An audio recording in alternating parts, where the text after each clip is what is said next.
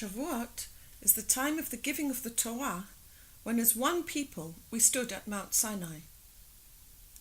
The question we need to ask is, how do we receive the Torah?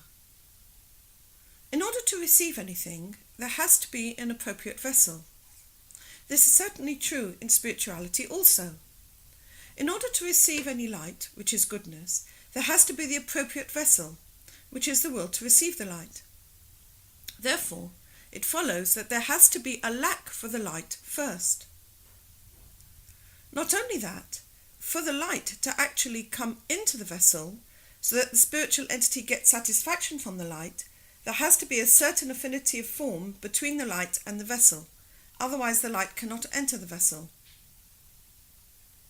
So in order for us to receive the light of the Torah on Shavuot, we have to first consider what is the nature of the light of the Torah, so that we may have the appropriate vessel for it. As is known, the Torah, the Holy Blessed One, and Israel are one. Israel is the term for the vessels of giving benefit unconditionally. Equally, the sages teach us that the Or Elyon, the highest light which emanates from God's essence, has only the desire to give goodness to the created beings, and it has no desire to receive.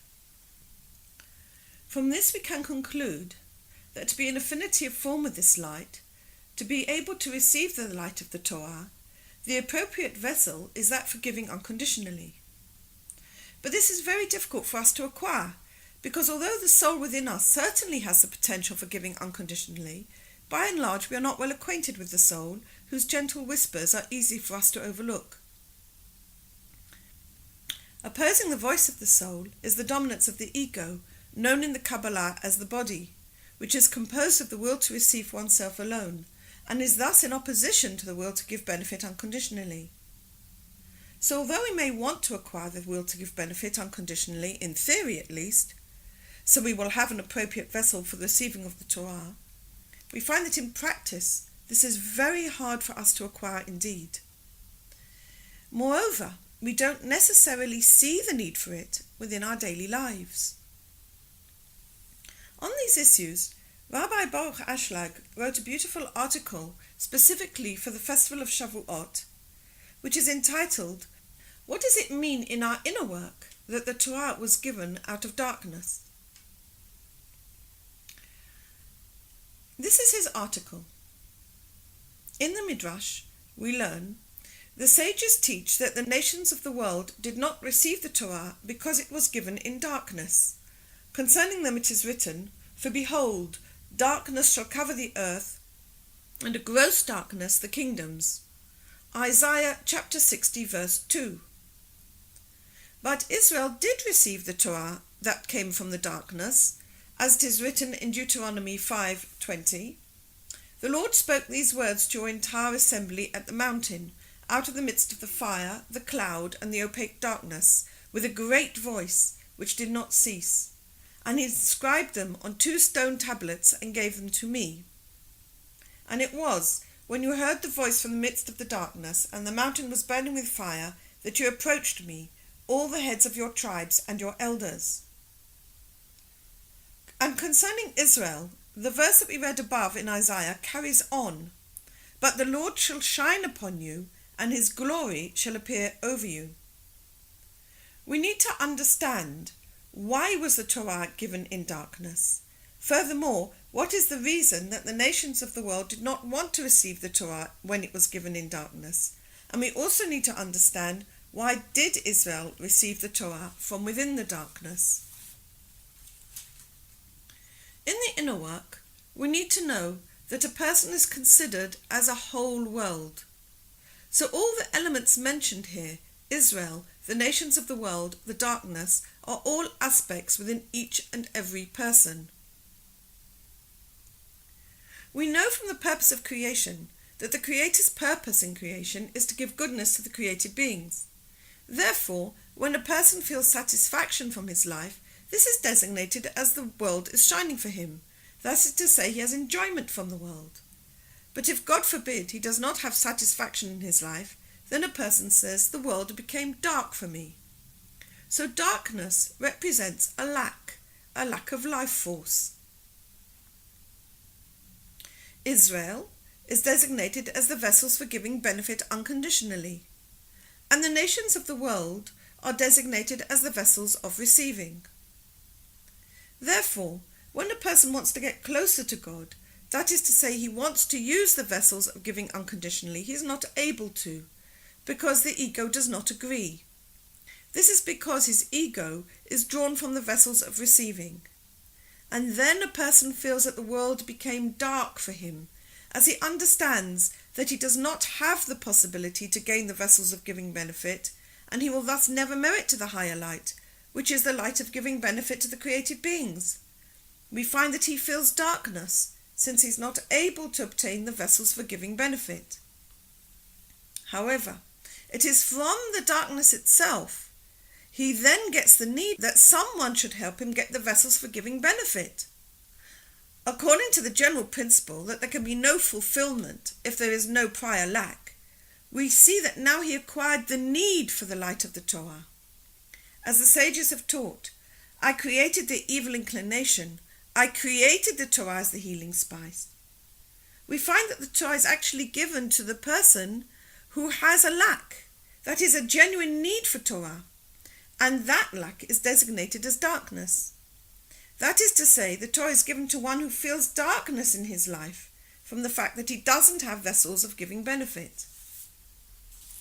Now he is fit to receive the Torah in order that the light within it will bring him back to the good way. That is, that he will be able to do the acts of unconditional giving, and then he will get the good and the joy. Both these two aspects, 1, the vessel which is the desire to give benefit, and 2, the good and the joy which come into the vessel of giving benefit, are both included in the Torah.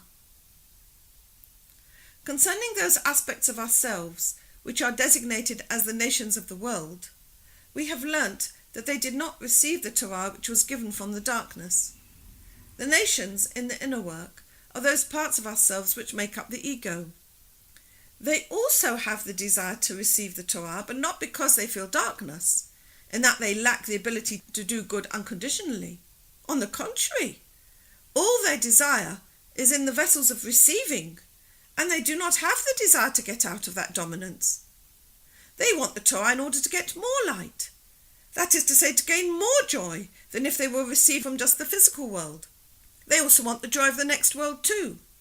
As the Holy Zohar says, they bark like dogs. Give me the riches of this world. Give me the riches of the next world. That is to say, the riches of this world are not enough for them, but they also want the riches of the world to come. But as Isaiah says, for behold, darkness shall cover the earth, and a great darkness the kingdoms. On these vessels of receiving, no true light can come, but these vessels are dark. We cannot receive the light of the Torah in these vessels of the ego, or as the Kabbalah says, in the vessels of the other nations. We see that the Torah was given specifically to those who feel that the will to receive rules over them. They are saddened by this, and they cry out from within the darkness that they need the Torah in order to get them out of the darkness, which is caused by the dominance of the vessels of receiving over them. And it is this consciousness that gives rise to the desire to receive the Torah. Therefore, since the Torah comes from within the darkness, it does two actions. 1, the light which is in it brings a person back to the good way, and the person merits the vessels of giving. This is what is said, and on you the Lord will shine. That is to say, just as the Holy Blessed One has the desire to give benefit, so do the created beings have the desire to give benefit. And 2, once the person merits the vessels for giving benefit, that is to say, he is already able to do deeds of God for God's sake, which is called learning Torah for its own sake, then he merits the stage that the inner meanings of the Torah are revealed to him, as Rabbi Meir writes in the first verse of Pirkei Avot, chapter 6. He who learns Torah for its own sake merits many things. He is called beloved of God, and is revealed to him the secrets of the Torah. And what the scripture in Isaiah that we read earlier says, "And God's glory shall be seen over you," means the glory of God is God's revelation that will be seen over you, in that the person merits to see that the Torah, Israel, and the Holy Blessed One are one. May we all be blessed this Shavuot at the time of the giving of the Torah, when the light of the Torah comes to the world in full redemption, that we will be able to receive the Torah in love and thus bring the full redemption in actual practice. Chag Sameach.